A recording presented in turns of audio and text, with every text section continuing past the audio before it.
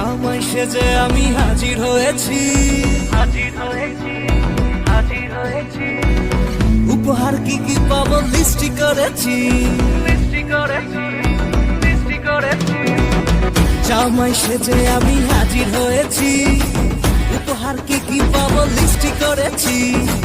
জমিয়ে খাবো আমি ইলিশ মাংস, খাবো আমি ছেটে পুটে মিষ্টি সাথে দই।